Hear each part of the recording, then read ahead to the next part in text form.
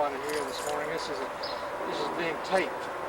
So it's the 24th. It's Sunday, the 24th of December, 1993. October. See, I already made a mistake. Y'all got me nervous now. But anyway, I want to welcome everybody. We're certainly glad to see you. We may have some more join us as we go along. And we're going to talk today primarily about our family. And not about the old family, but about our family for maybe the last 80 to 100 years. And I want you to feel perfectly free to ask questions anytime as we go along. And remember, everything's taped, so it's going to be on the tape, whatever happens. So ask a question. I'll try to answer it if I can. And I still have a pretty good memory. I remember most things that happened. And I want to say one thing. Jack Simpson, well, Jack and I, but Jack mostly, have been working on the family history for the past 12 years. It's just like a jigsaw puzzle. We work on it, and we find a little piece here and a little piece there, and suddenly it begins to make a picture. We spent the whole day yesterday out in Hickman County going by some of these old places that we knew about, we had heard about. Jack has seen most of them, Jack and Russell, and Ronnie and I went out yesterday.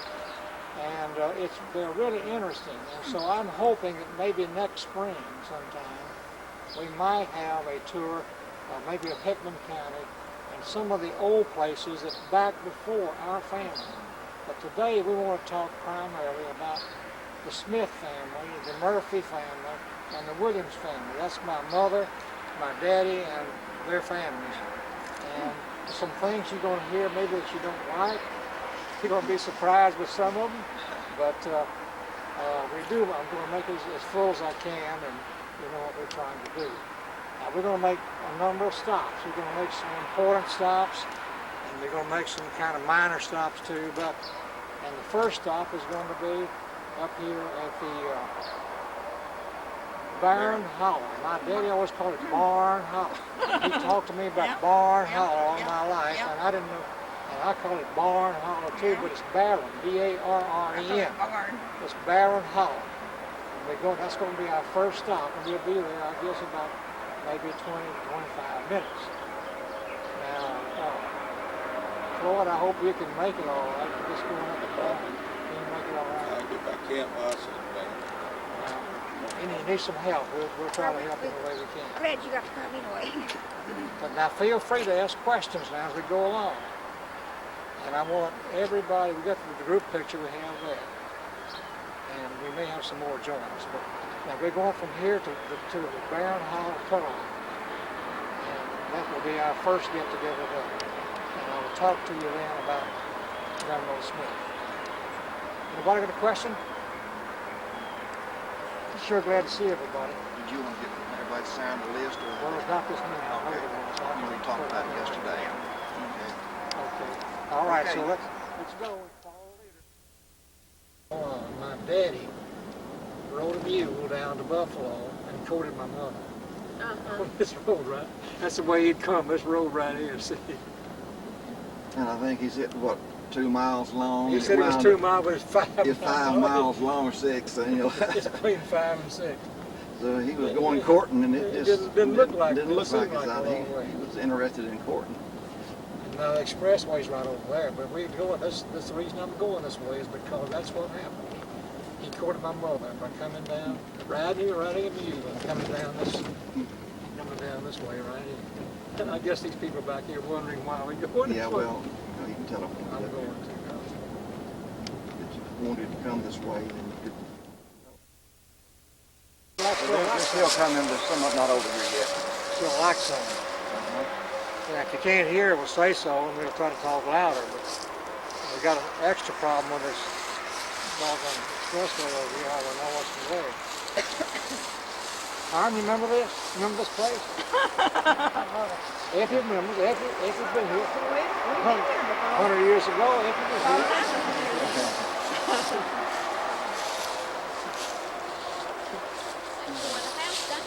Yeah, They've torn the house down since the last time we were here. Everybody here now? All right. Well, we're going to talk principally today about the Smith family. That's my mother and daddy, my grandmother Smith. We'll talk about the Murphys some and also about the Williams of my mother's family. So, to start off, this is where the home was, right here. And I'm going to take it up and I'll tell you about the home and about the surroundings and everything.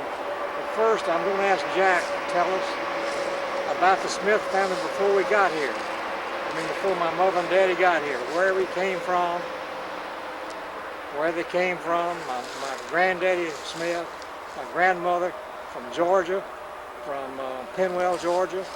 And Jack's going to bring us to this point, and then I'll take up from there, because see, Jack has his from the records, and I have mine mostly from right up here. Okay, Jack. Well, the family, talk loud. she was, her history goes back to the Penwell. Her family came from Georgia. There was a Emily Penwell. I do not know her last name. That was her married name, Penwell. They had a daughter in Georgia by the name of Elizabeth. And after a few years after the birth of the daughter, he died or something happened to him. And Emily then married a Sweat.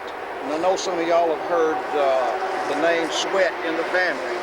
Well, that's where the name came from, is the marriage of one of our great-great-great-grandmothers in Georgia to a Sweat.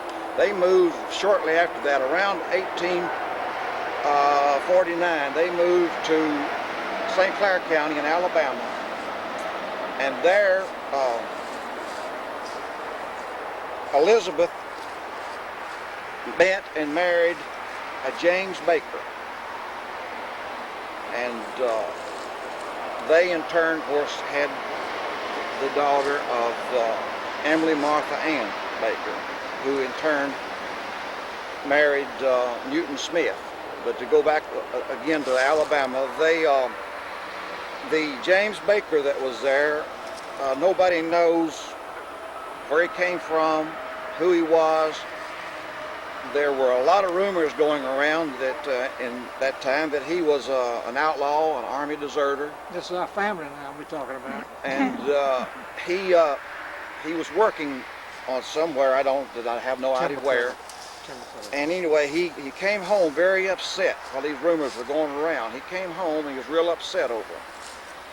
So he didn't go to work the next day. And he was just laid around the house, and finally he told his wife that he was going to go to the store. And he left the house, went to the store, and she never heard, seen about him or anything since. Nobody knows what happened to him. He just disappeared. She at that time had another son. Some of y'all have heard of Jack Baker. That was the son that was born to her and James. When Jack Baker was born, it left Elizabeth paralyzed. And there she was with all of the kids and no way to support them. And she would get down on her hands and knees and crawl out to the garden and work the garden in order to make them a living. Some of the neighbors kept them up. So after James left, the Sweats moved again into Hickman County and Perry County. Elizabeth and her children, which was Emily Martha Ann, moved with them. They moved into Hickman County, and there is where Emily met and married Newton Smith, our granddaddy on the Smith side. His name is John Newton. Okay, John Newton. Now I'll go back now on the Smith side of the family in Hickman County. It started with a Ailey Smith and a Richard Smith. I do not know what Ailey's maiden name was. Richard was Mexican War veteran, and I understand he's also a War of 1812 veteran. They had several children, 6 I believe. Richard died around 1850, somewhere in that period of time, a little bit before that. All records that I have found, anywhere that Ailey has ever been talked about in court records, censuses, or any records that I found, always referred to her as widow of Richard Smith. After Richard died, she had at least 2 more children. One of them was Granddaddy Newton, and the other one his name was Eli, which I'm sure that our Uncle Eli was named after. So there was no record, no indication that she ever remarried. So the Smith family got its name from Richard Smith, but he was really not the parent of Newton. That's, that brings him up to about Hickman County. All right. And I can think of where's Ronnie? Is he even seen him? Is he coming over here? Oh, I see him now. All right. Now, Jack is kind of giving you the background, and I'll pick up from there. Now, the Smiths lived over in Hickman County. They lived near Centerville. And the reason I know that, my daddy told me that they lived close to Centerville, and when he was a small boy. My daddy was born in 1886, so that means that they must have lived over there around that time, possibly maybe into the early 1890s, because he said he would ride to Centerville on the back of a mule, on the back of his brother. His brother would ride the mule, and he'd ride back of him, like Hiram used to do, Hiram used to. And that he could hardly hold on because the hill was so steep. And I know where that hill is, west of Centerville. I know what hill he's talking about. So they lived there. Then they moved from there to here, to this point right here. Barn Holler. It's not Barn Holler. My daddy's called it Barn Holler all my life. It's Barren, B-A-R-R-E-N-S, Barrens. It was a whole section in here where there were no trees. It was all grass, and tall grass and weeds, and it was the name was the Barrens. That's in the history book of the Barrens. So they moved to this point right here about somewhere in the early 1890s, and possibly about 1894, 93, 94. I don't know the exact year. I could never find out. It was my grandmother and my granddaddy and the boys. Now there were some of the boys may have been born here. As a matter of fact, my daddy was born in Centerville, and he was number 5, so the 4 in front of him were born in Centerville, and the rest of them may have been born here. I don't know. We can just have to, it doesn't really matter, I suppose, but that's, we do know that there were 10 children altogether. There were 9 boys and 1 girl. And the 1 girl was the youngest one in the whole family, my Aunt Nora. They moved here. I'm going to tell you, now, I have been here. I was here when they lived here. Not back that early, but I was here in 1914. And Effie was here also in 1914. In the summer of 1914, Uncle Lee had just moved, he'd come in from Humboldt. And Uncle Lee was my grandmother's favorite. And when Uncle Lee came home, everybody came. So we had to come, and we lived in Cherry Bottom at that time. I came here, and Effie was a little 4-month-old baby, and I was 3, just like about like that little boy, right, like Grant. It was a 4-room house that sat here. The well was on the back porch. My grandmother had everybody home, all the family home. And my daddy with Uncle Lee and all the boys that were there went fishing over here in Duck River, which is a very short piece from here, Duck River. And I remember that they came in that night with a great big fish. To me, and a little boy there, a great big fish might mean one that long, but I understand it weighed about 12 pounds. It's a catfish. and everybody was so happy about this fish. Now that's what I remember about it. So I know where they live, and I don't think I was ever here another time. I want to go back and talk now a little bit about Grandmother Smith and about Granddaddy Smith. I never could find out much about our family, and I know the reason why now, because, well, my granddaddy was illegitimate. We don't know who his daddy was.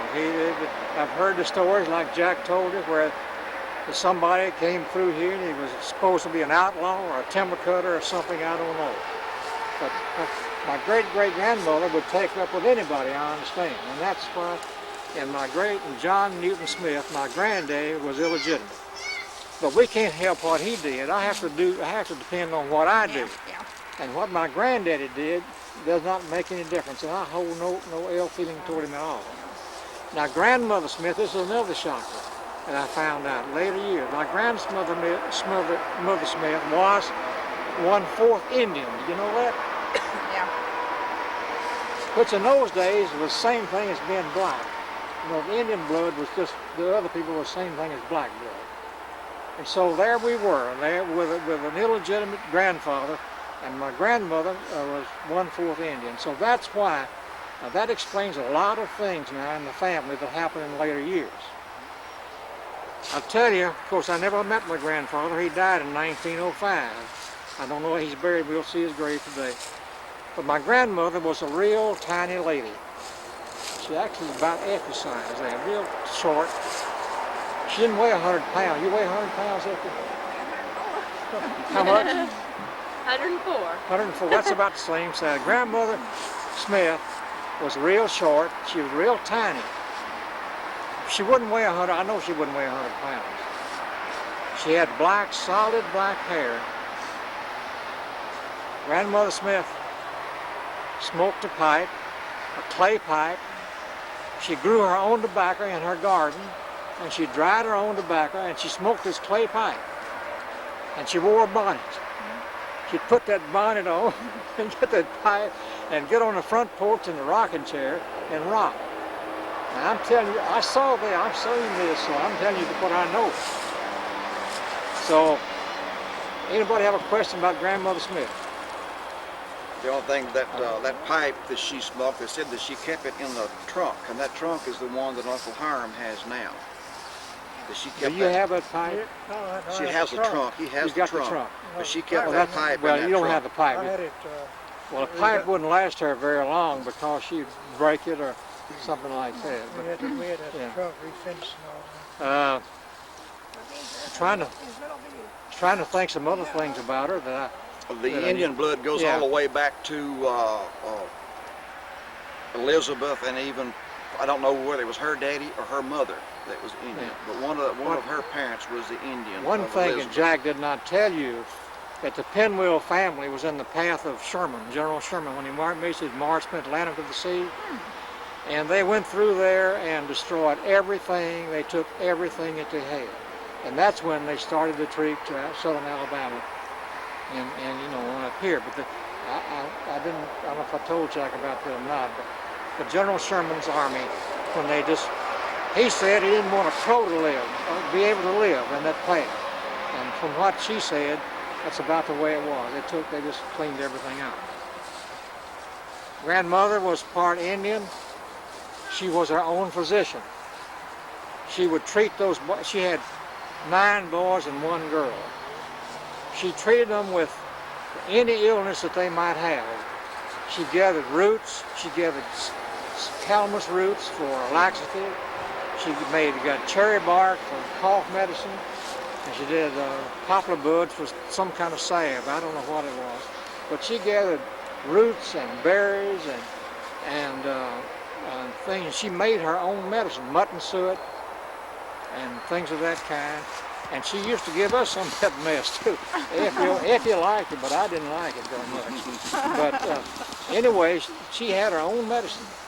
She was strictly a part Indian. Now we've come this far. Does anybody have a question now? Anybody have a question about it? Now the boys, I'll talk to you a minute or two about the boys. Uncle Lee was her favorite. Now Effie knows that as well as I do. And I'll tell you, we were not the favorites. We were not the favorites. And I know the reason why. But Uncle Lee married a lady by the name of Josephine Mayberry. Now the Mayberry family is mentioned prominently in Hickman County, where we went yesterday. But her name was Josephine Mayberry, but we call her Aunt Josie. Yeah. We called her Aunt Josie. Yeah. Now Uncle Eli married, and that's well, Uncle Eli. Well, nobody here from that family, but Uncle Eli and Uncle Tad. Now Uncle Tad was James Burton, but we call him Uncle Tad. They married sisters. Uncle Eli married Ann Bass, and Uncle Tad married Molly Bass.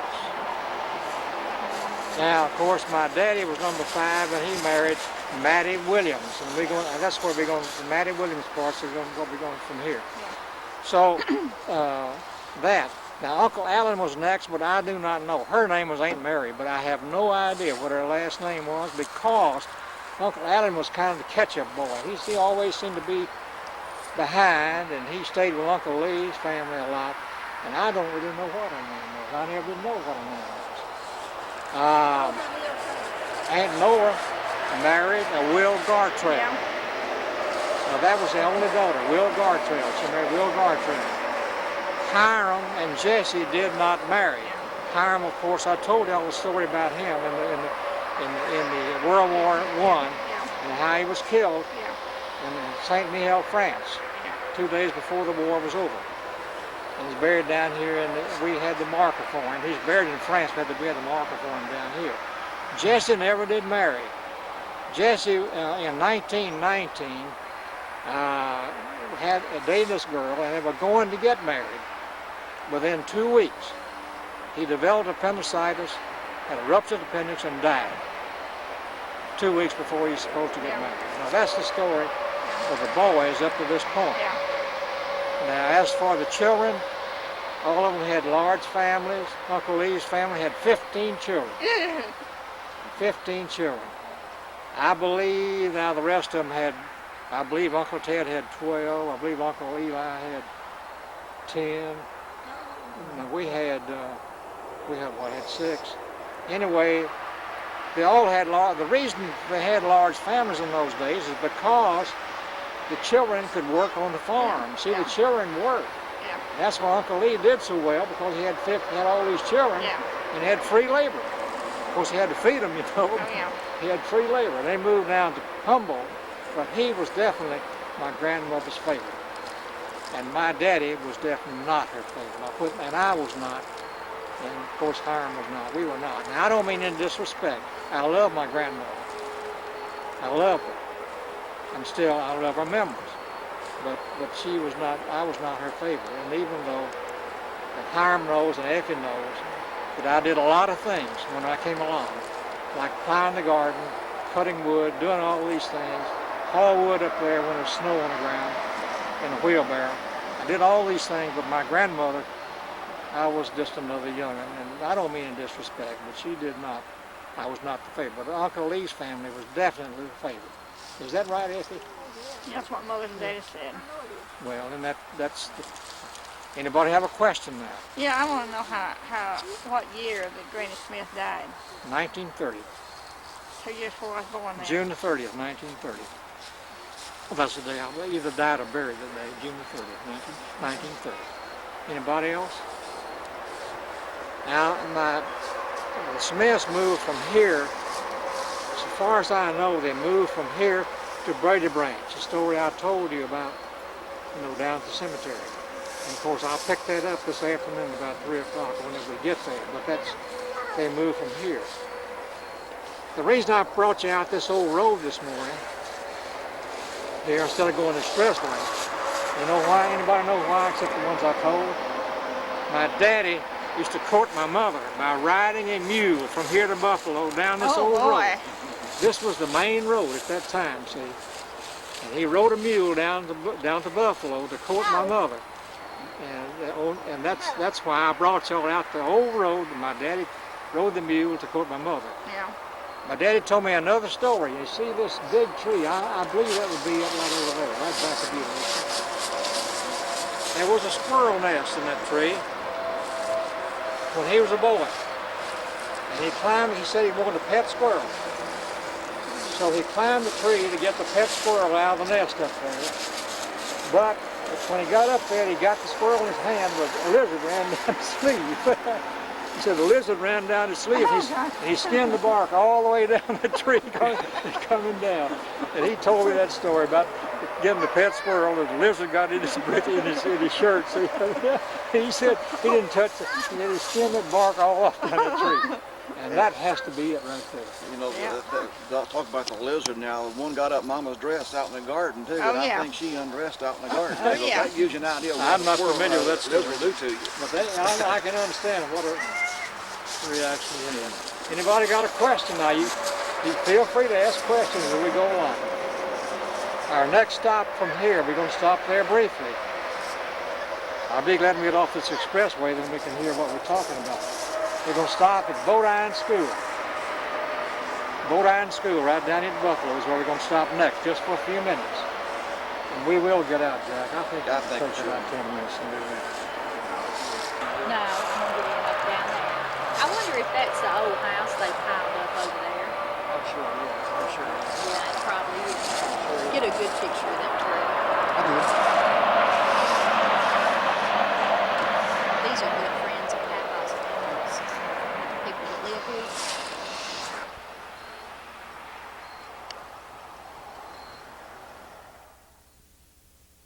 One thing that always interested me was, of course, as a little 3-year-old child, the well was on the back porch, and they would draw water out of that well, and I couldn't understand how in the world they'd get water out of it, drawing that water out of that back porch back there.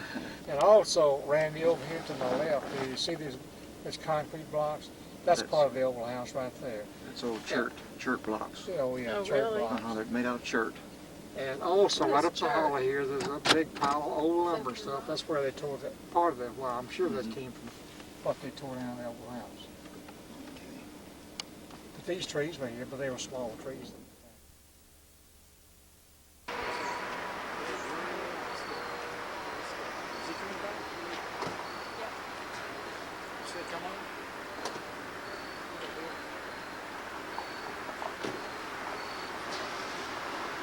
Important for you to come here.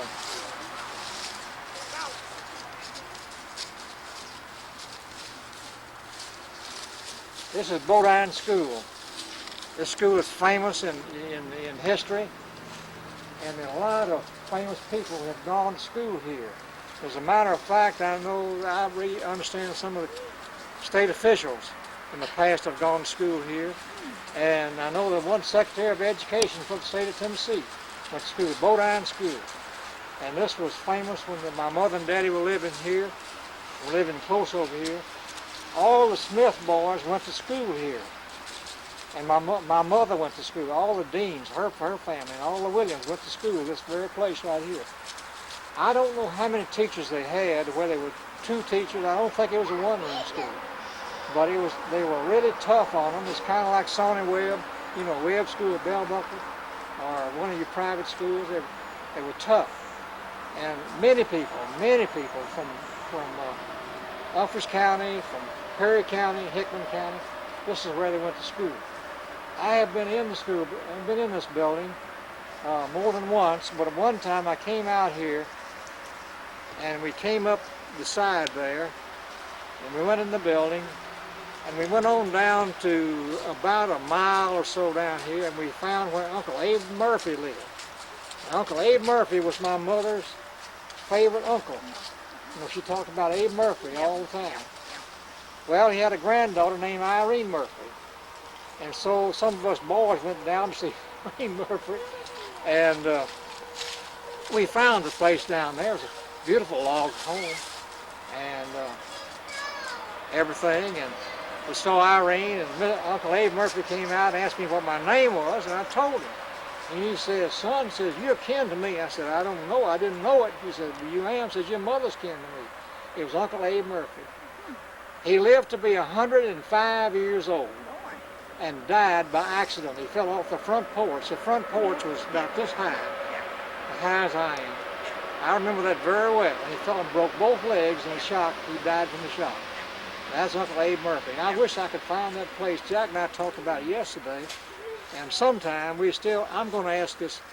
I tried to call a Murphy man at Bakerville and ask him if he knew, but nobody seems to know. I have been there, but I don't know how to get there. But I do know we came by here and stopped at the school, and then went on by about a mile or so down here toward Duck River, I believe. And that's where Uncle Abe Murphy lived. Now, there were those Murphys. There were about a half a dozen. Levi and a whole bunch of those Murphys, but he was the main one. He was really a fine man. My mother loved him, Uncle Abe Murphy. She talked about him so much. Yeah. Now, this is going to be a short one, like I say, but it's important. This is where my mother and daddy went to school. They were not together. My daddy was 6 years older than my mother. My mother, I'll take her first. I think she must have gone through about the 5th or 6th grade somewhere. She does not have older. My daddy had went through about the 5th grade, but my daddy was smart. He could do math in his head easier than I could with a pencil and paper. Oh, gosh. And he could figure how much land there was and how many acres in a plot of land, almost like snapping your fingers. Huh. But of course I couldn't do it, but even with a pencil and paper. But I didn't get my math from him, I'll tell you that. But he was smart. My daddy was smart for a person that didn't have much education. Yeah. And my mother was quiet. She didn't. Yeah. I don't know how much education she had because she wouldn't tell me. Yeah. I asked her one time, and she said that she went as far as she could go. So That's right. As far as that's she could about all go, you but could that get out doesn't of all her. she ever This said. thing only went through the 8th grade. Yeah. This only went through the 8th grade. Because if you studied medicine, which a lot of them did, they had to go to another school. Yeah. They had to go to different schools when they got past the 8th grade. Now, this school was known as Bodine Academy, not Yeah. just Bodine School. It was And called it was Bodine famous. Academy. It's written up in the history books. It's famous. Anybody got a question about it now? I got some, this is not the same one, but across the river, where Roscoe, Rochelle, right there, that's Which one is that now? Roscoe, just about a little river, it had a big farm, that's where Yeah, you know where that is? Yeah, Is that the one where the hurricane hit? that's where you got burned up. I've been trying to locate the place where the hurricane He hit. just living over here by himself. We live by ourselves in a one-room house, and Now, who's this now? Beth's, Edward's wife, Beth Smith. Is that right? She's Rochelle. Well, if we know where it is, will you point it out to us? Will we go by We there? won't go that way. We won't go that way. We got I want to ask you too, Hiram. You'll know this. Goldbeth. Yeah, that's what I'm talking about. Is she still living? Yeah. I All talked to her. right. Was she Uncle Johnny's daughter? Yeah. Young John. Yeah. He was a Rochelle. Was she a Rochelle? He married Edward. All right, Uncle Johnny's. Well, be quiet just a minute. Uncle Johnny had 2 daughters, Yeah, Irene and Dorothy and Irene. Irene's the one I Dorothy's couldn't- what I'm thinking about. she's the one living. Is she still living? Yeah. I talked to her real Do often. you know where they live? That's the one you talking about? No, I don't. You talk about the other one. I'm talking about Edward's wife, but she was Beth Rochelle. Goldbeth Rochelle. Yeah. She married Edward. Well, I got that straight now. I thought she was Uncle That was Johnny. her brother who got burned up that house. And he had Yeah. they get talking about school, but he willed everything To his boys and left her out. He didn't have no money. He wasn't married. See, that's bad. Don't let All him right. get finished. He had about a 400 acre farm down there. Okay. Pad on first. Now our next stop is going to be the old log store. And you just follow the leader, and we'll stop there. Now this is real important. The next one's going to be kind of a long stop because This school now, I don't know whether everybody knows, this school is over 100 years old. And this is, like I said, Mama went to school here, but this was not the first school she went to. She went to the first school over in Perry County. It was a log building, log school. My mother went to school here. Yeah, she went to school. That's the reason we wanted to stop here, Yeah, because yeah, it was yeah. Both of important. them went to school Yeah, here. yeah. All right, next stop is the old log store. We're going to stop there, and that's going to be kind of a lengthy one now because there's a lot happening around this place.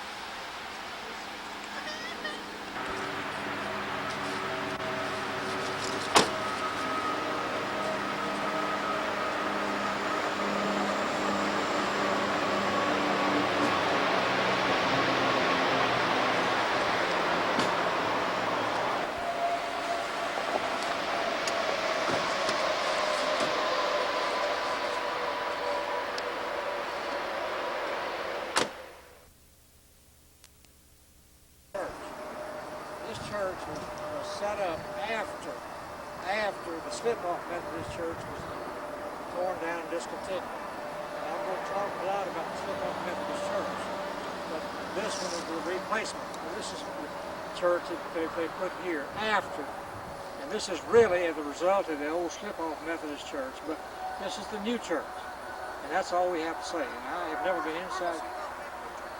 What? No. We're going to stop at that just in a minute. Yeah, we're going. What I he's said saying old was, log store, which is right down there. We're going to stop down there. We're going to also stop. We'll stop at the slip-off Methodist church place too. But this is the replacement. This is the church that they moved down here. Mr. King, I believe, gave them the property, and they moved the Buffalo Methodist became Buffalo Methodist Church down here. So I thought y'all might like to know that. And my family was involved so much in the old church. Anybody got a question? Just a short stop here. Let's go. We're going to stop whenever you get ready. Now this is a major stop here. And you may have some questions, and be sure and ask them as we go, or ask them at the end. But this is the original location of the old log store. The old log store was a general store. It was a two-story building built out of logs, and they sold everything here from Vic salve to farming equipment, to seeds, to groceries, to calico, and to coffins. They sold everything that you wanted to buy was at this big general store. The general store, also, they had 3 doctor's offices here. Dr. Ship was one of them, and Dr. Gould was one of them, I believe. And I can't remember who the other one was. But there were 3 doctor's offices here. And also, this was the post office. The Buffalo post office was here.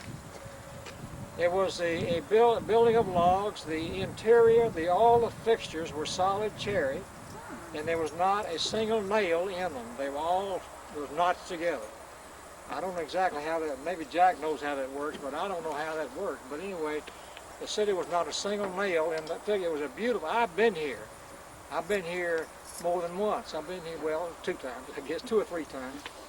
And at that time, Morgan Dean and Aaron Dean ran the log store.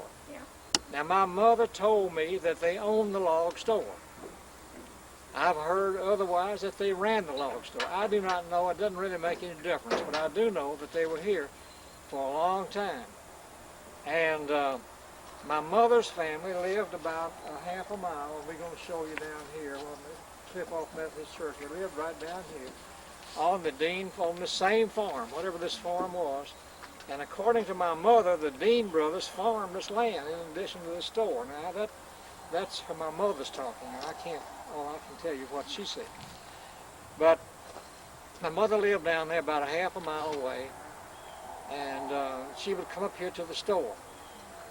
my daddy he rode the mule down here, as I told you, from where we were at Barn Holler, to court my mother. I do not know, how long that went on or anything about that. But I do know that I was here. Well, I better go back a little bit. I understand that my daddy worked some for my granddaddy Williams. My granddaddy Williams was named James Burton. James Pilgrim. That's Uncle Ted, James. It was James Pilgrim Williams, but he had a nickname, Proxy. I have no idea where he got the name Proxy or why everybody called him. He kind of downgraded him. Proxy Williams. Well, my daddy worked for him, and I understand that he told his daddy that he wanted to marry his daughter. My mother was real young at that time, and my granddaddy told my dad that was not a part of the deal for him working there, and he told him no. Well, I don't know how they got together, whether it was at the Slip-Off Methodist Church down here, or whether my mother working in this, she's a little 12-year-old girl working in this store. But anyway, about 1907, they decided to get married, and they ran away. Oh, God.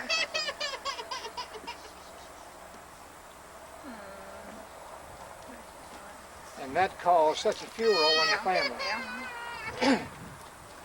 They ran away to get married. We don't know. I don't know exactly. I have to we kind of figured it out. Maybe you can put it together better than I can. But my mother was 12 years old when her mother died. And after her mother died, my granddaddy quickly married again. Because in those days, they would do that. And it wasn't an idea. It was a matter of having somebody to help with the children and to work on the farm. It was not a matter of love was out of the picture. It was not hardly considered. But quickly after my aunt, her name was America Dean, died, my granddaddy remarried. He married a lady named Ida. I believe her name was Wright. I'm not sure. Ida Wright, I believe was her name. Ida, my mother couldn't stand her because she regretted so much her mother dying, and she loved her mother so much she could not stand her new mother. And they got into it. They couldn't live together. And I don't think that Ida made any effort to get along. I think she was jealous too. So my mother ran off. And she came up here and lived with Uncle Morgan Dean's family, who lived right up here. Well, Uncle Morgan Dean helped run the store, but he was a Methodist minister. And she lived with his family. She was 12 years old until she was 15. So on her 15th birthday, my mother and my daddy ran away to get married. They went down this road, they went out, and I'm going to show you all today if I can remember it. They went across to Bakerville. They did not follow the main road to Bakerville because they knew if they did, they could be stopped at the bridge, where the bridge crossed Buffalo River. But my daddy showed me where they forded the river. They took a back route and went, and I'll show you the road. I showed it to Jack last night. Jack helped me remember it. Where they went across and forded Buffalo River and went to Bakerville to get married. They came back, and I do not know where they lived.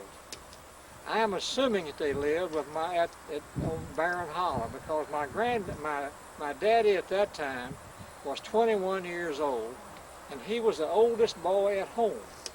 Grandmother had my daddy and had Jesse and Hiram, who were teenagers, and I believe Aunt Nora had already married too by that time, so he was the oldest one, and undoubtedly he was really the breadwinner for the family, or he had responsibility for it.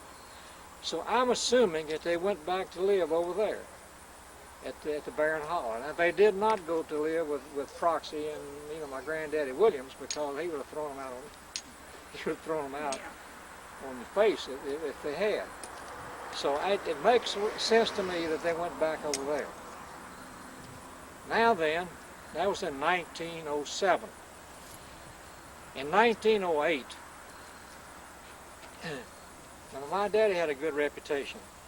He had a good reputation as long as he lived. He was a hard worker. He was a good business person, and he had a good reputation. And he rented quite a bit of land down here on the Parks Place. That's between here and the Buffalo River. Down here in the park, what they call the Parks Place. That's 1908. 1908, because they married in 1907. All right. In late 1908, there was a little girl born. A little girl, and they named her Willie D. W-I-L-L-I-E-D-E-E, Willie D. They named the little girl Willie D. She's a little blue-eyed blonde girl, a precious little baby. And my granddaddy disowned our family. He would not even have anything to do with us, even after the little girl was born. My mother, it just broke my mother's heart. He never acknowledged. He wouldn't acknowledge that we were even in the family. So you can imagine what we went through. Now, they lived down there on the Parks Place until 1910. They lived 2 years down there. My daddy had a good reputation, as I say.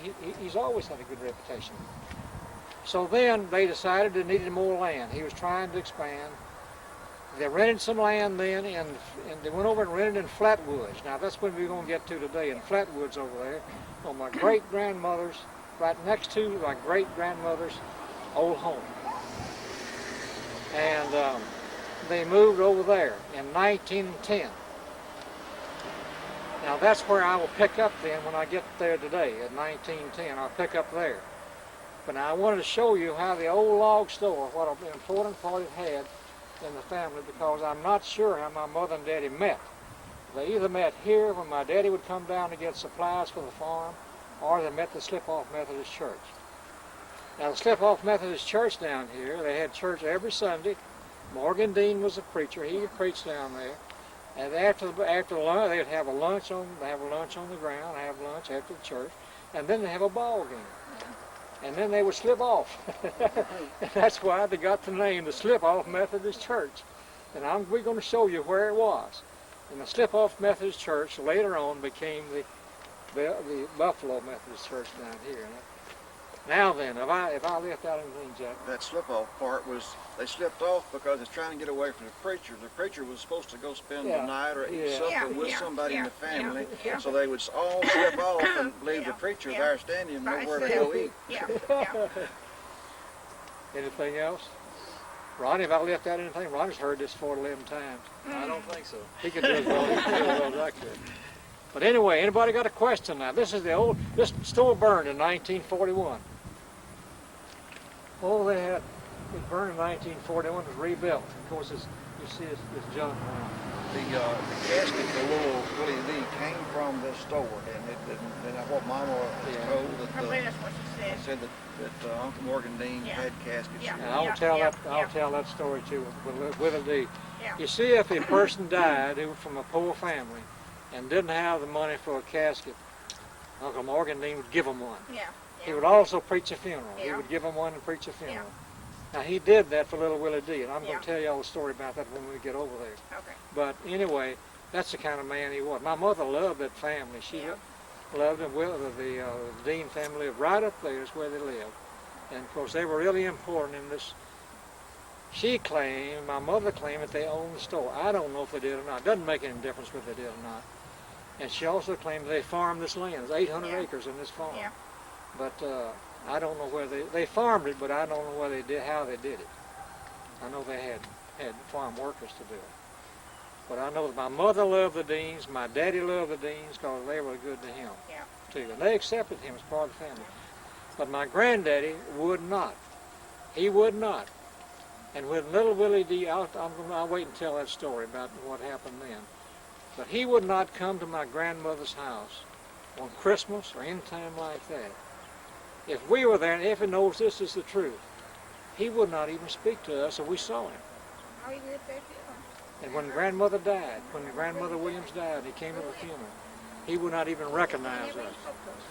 And he would ride by our house on his horse, and he would actually look the other way. He would not even look toward the house. Old fool didn't know what he was missing.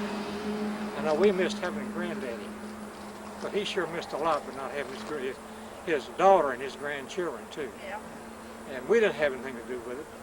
Just like I was talking about our granddaddy Smith. I love his memory. Of course, I never knew him. But what he did has nothing to do with what I do. What I have to answer for is what I do. Actually, how come, since Granddad Smith was illegitimate baby, how do we know we're Smiths? You do not know, Joyce. You only picked up the name of the mother. The mother was A Smith. a Smith. Her name was Smith. She Okay. never Didn't change it. didn't change it. She Okay. kept that name. The children then were named Smith. Okay, all right. Any other question? I ask questions we get along because I'm the only one that don't know. see, I know all this stuff, and Well, I heard somebody say when my mama, after her daddy married again, he got that home to meet her, and she come to live with a martyr. Well, they farmed, and Papa was working on the farm here, and she knew him then. I don't know. well, I might even extend the story a little bit. And my granddaddy, Proxy, died in 1941.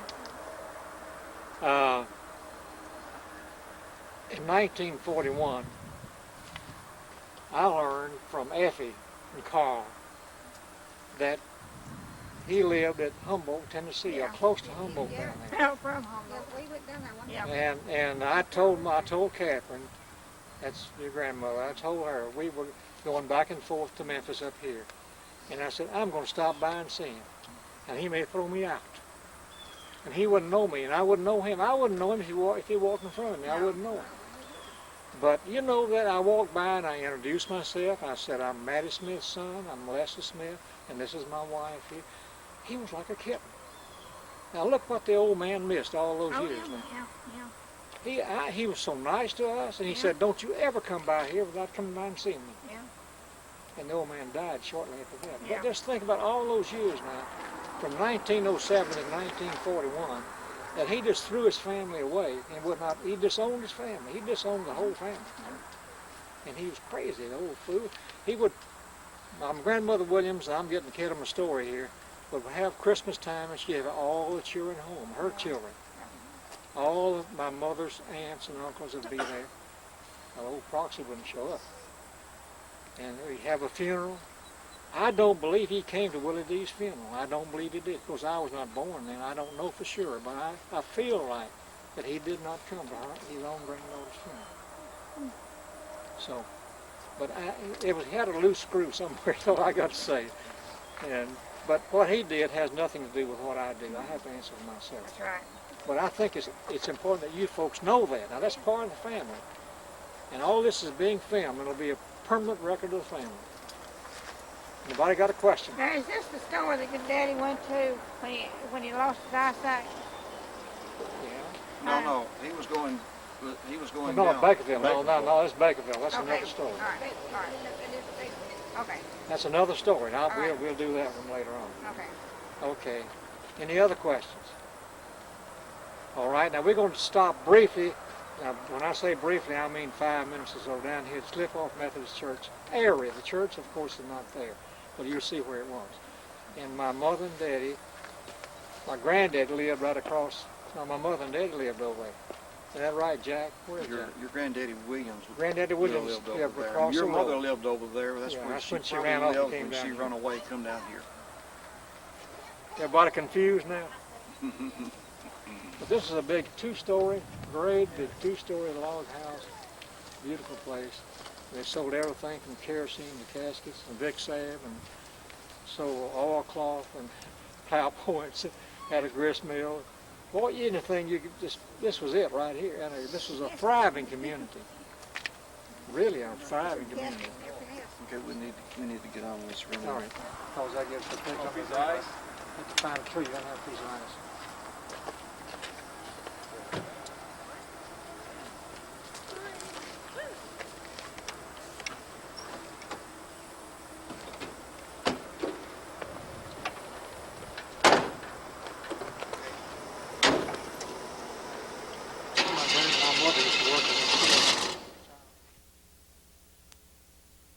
This is the spot where the old slip-off Methodist church was. Right here. That's where the old building was. And my mother and my dad went to church here when they were teenagers growing up. My granddaddy's family, you can see the clump of trees right down there on the other side. They lived just beyond that. So my mother was close to the Methodist, and she talked about the slip-off Methodist church so much. But she was close by it here, right over here. And that's where they lived over there, and the church was here. And this church is the one that was, I mean, technically they moved it down to, this was of course a white, just a regular country church. Another interesting thing about this church, and I should have mentioned this morning, is but Grandmother Smith's funeral was preached at this church on June the 30th, 1930. And that was the last funeral that was preached here, I understand. Grandmother Smith, a great milk from Barron Hollow. Of course, she didn't live there then, but she was the last one to have the funeral preached at the Slip-Off Methodist Church. And again, we go through, they call it Slip-Off. That was not, it was the Methodist Church was the name of it. They called it Slip-Off because everybody slipped, watch out of it, because everybody would slip, preach, eat, and slip off. Or slip off before they ate. I know, anyway, that had the name Slip-Off Methodist Church. So that's it. Anybody got a question? The question here on this is this where Mama joined the church? Yes. Okay. This is where she joined But she was, I think she was 6 or something like that. Yeah. I think she told me when she joined the church. She joined the Slip-Off Methodist Church. They live right over there, right across over there. That's when she cried so much. That she thought Okay, she now was let me gonna ask you all die. this. And We're running behind, which I'm afraid of. Should we stop at the Walker Cemetery where we were last? How about that?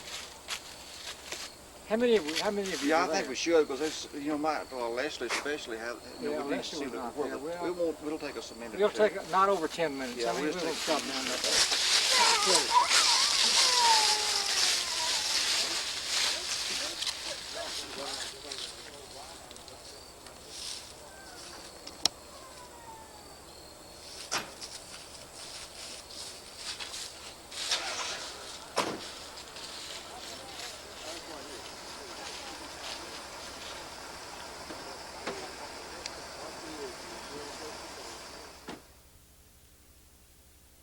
Grandma, And you keep me from falling down. Can you do that?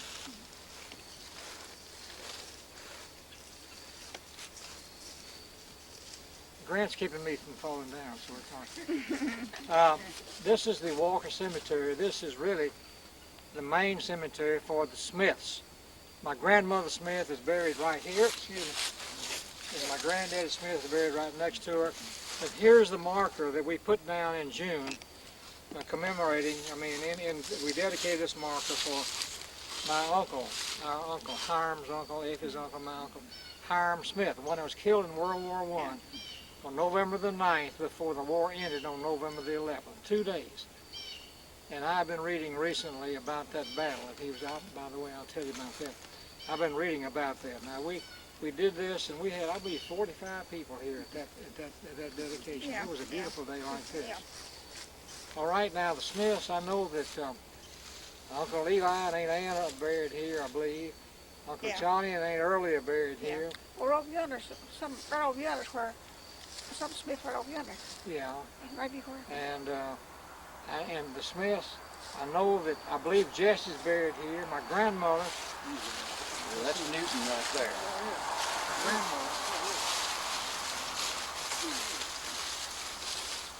Here's Emily Smith. That's my grandmother. Yeah. We went to Barron Hollow this morning. Yeah.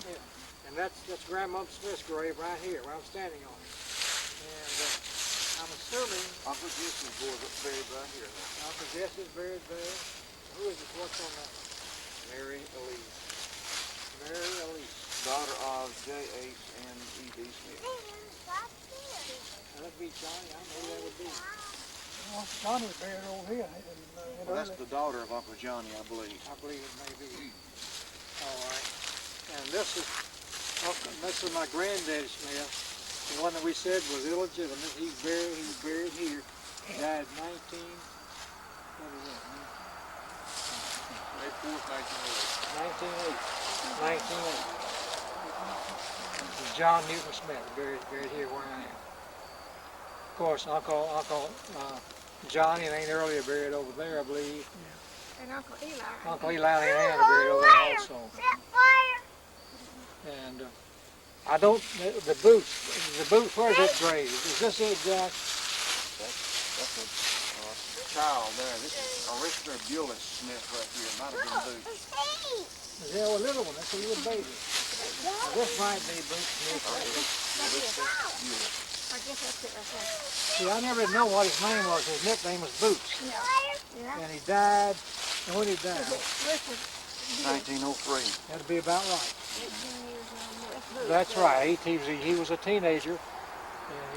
And I'm pretty sure that's his grave right Let there. me look at this one over here now. This is an How important did he grave. die? Who is this one?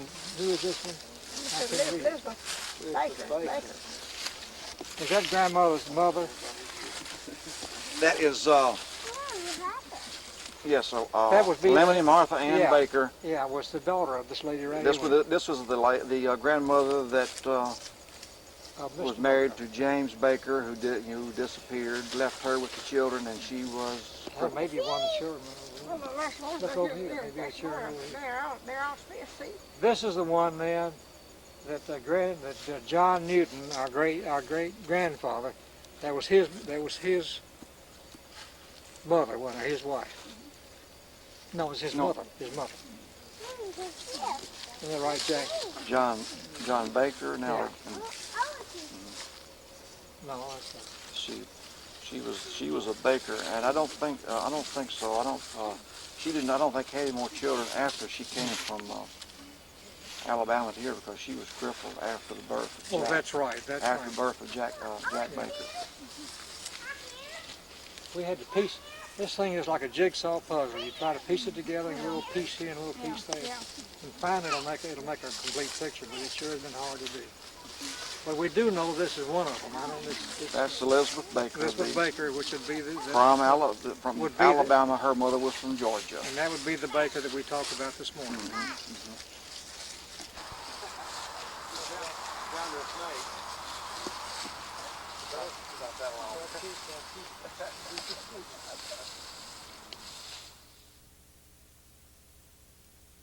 I bet it is. Come out in the wintertime and float it like that. Yeah, I bet it really is. It's a little bit Squeeze dangerous. bottom here. It's squeezed between the hills and the Buffalo River. Tennessee River is just across these hills over here, not very far, not over maybe a couple of miles over those hills over there. And Uncle Johnny and Aunt Early lived here in Squeeze Bottom somewhere, and I do not know where. I thought it was down here. We just had to turn right. We're going to turn right to go toward Bakerville. But I thought it was down there. And I know that in 1936, a tornado came through this county and killed 16 people. It came across this hill and killed my cousin, Minnie, and I can't think of her last name. Her maiden name was Minnie Smith. That was Uncle Eli's daughter. And killed her husband and killed one child and left one child unhurt. And that unhurt child, Jack, was the one that Brown Rochelle was telling us about. With the $10. $10 bill. Now they lived here, and I think that's the spot, but I do know that's the spot where the hurricane came through and where that my cousin was killed, and where this bill, over here was as clean as the floor when after we came through. You could tell exactly where he come through. So somewhere around where this house is down here. And this is Squeeze Bottom. I brought Lester's grandmother by here one time. and she thought it was pinch bottom. She called it pinch bottom. And she told her bridge club that she went and visited pinch bottom. They thought that was so funny. Somewhere right along in here is where this tornado came through and it killed 16 people in Humphries County. I think that it was about the worst tornado that has ever Worst hit one any that's ever in had. this county. But this is squeeze bottom, and right begin. It's upper cherry bottom is what it is. Oh, that's cherry bottom. This is cherry bottom. Now you're gonna have to guide them down here to get into this thing. You can go down and try to come back on it. So what you're gonna try. Now this is a major stop too. I'm going to try to make it short because we're running behind. Coming up closer.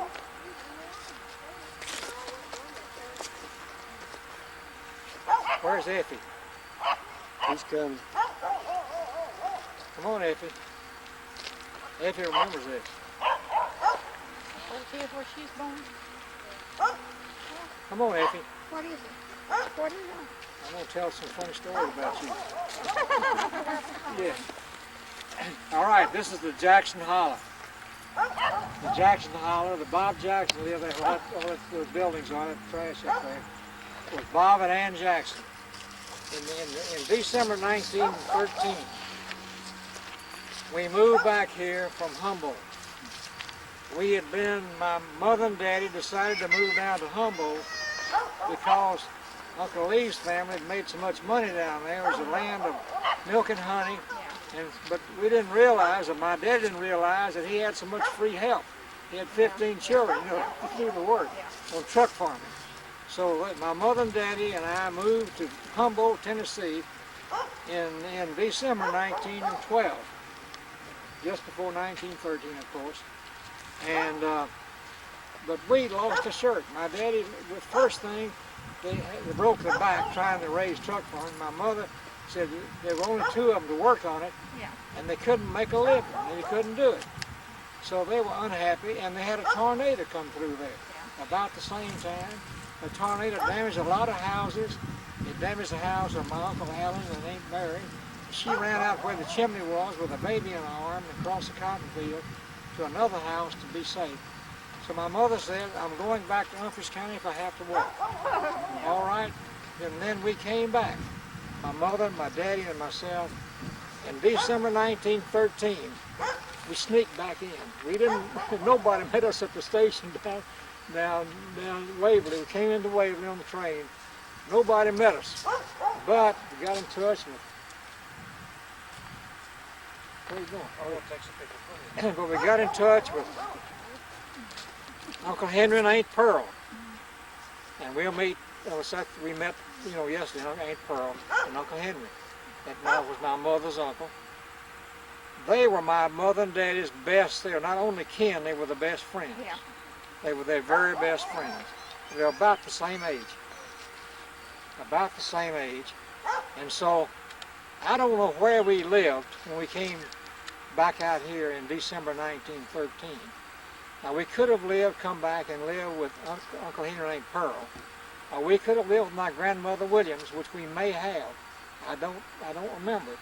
But I do remember coming back, and I remember living at Humboldt. I was only 2 years old now. And I can remember from when I was 2 years old. I remember the hurricane, the tornado. I remember seeing a train engine. And I remember a boy on a bicycle named Barker that I couldn't understand how in the world he could ride that thing up and down the road there. That's just two wheels. See, a little boy. Well, anyway, we came back. We sneaked in. I don't think they want anybody to see him. We'd lost a shirt in Humboldt. And so we came back here. And my daddy, it must have been Uncle Henry and Aunt Pearl because That's what Mother said. he got in touch with John Daniel. Now, John Daniel was a big landowner around here in Cherry. This is Cherry Bottom. There are thousands of acres out there, fine farmland. And my daddy had a good reputation. I told you all this about 3 or 4 times. But my daddy rented land from John Daniel out here. And my daddy with Henry Williams and Uncle Eli, so far as I know they were the only one, built a little 3-room house. In those days, a 3-room house, a farmhouse, that was pretty much the thing. You'd have 2 rooms with a chimney at one end then you'd have a side room for the kitchen, a little kind of a lean-to thing for the kitchen. And that was built right up there. And that's where we moved right about the 1st of 1913, right around January the 1st. Now, my mother was pregnant with Effie. The Jacksons took us in. They were as good to us as they could be. And Bob Jackson was good to me. I was a little 2-year-old kid, almost 3, well 3 at the time. And he would let me, we'd ride into a farm wagon, and he would let me hold the reins to me. Of course, he would drive, but he would let me think I was driving. And I wasn't much bigger than that little boy right there. So they were really good friends. Then on the 16th, is it 16th day of April? They sent me down. I was with Mr. Jackson all day that day, riding around. Went to the farm with him, riding around with him. When I came home, got the caps had been there, and he left the little girl.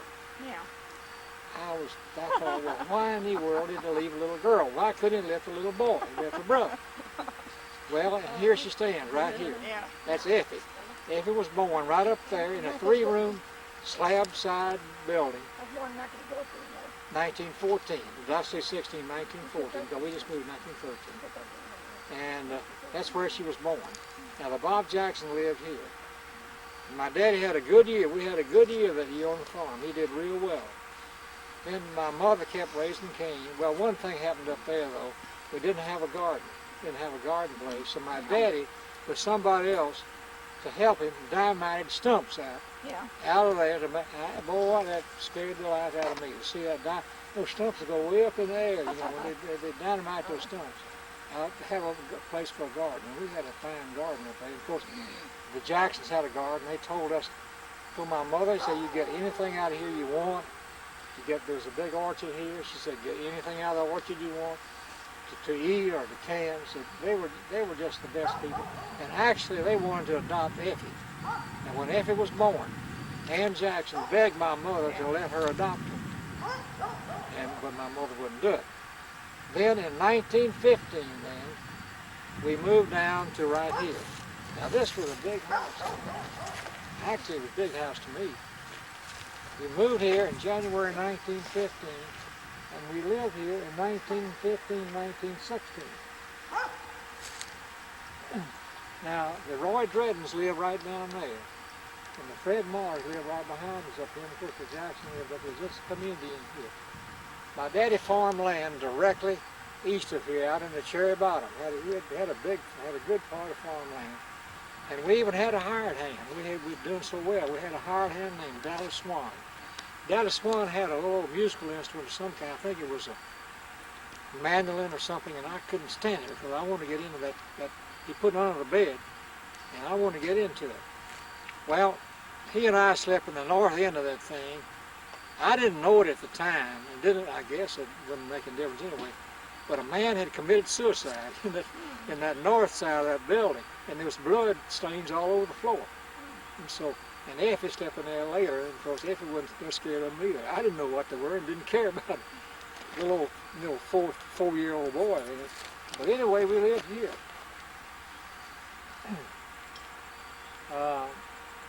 My daddy took me fishing one day across the Buffalo River. It's about a mile and a half over there, I guess, or so. The Buffalo River, right through the field. And it's the first fish I caught. I caught a little bitty catfish about as long as your finger, maybe 5 inches long.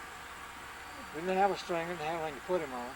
And my daddy cut a little piece of a willow bush fork and put it on that willow bush.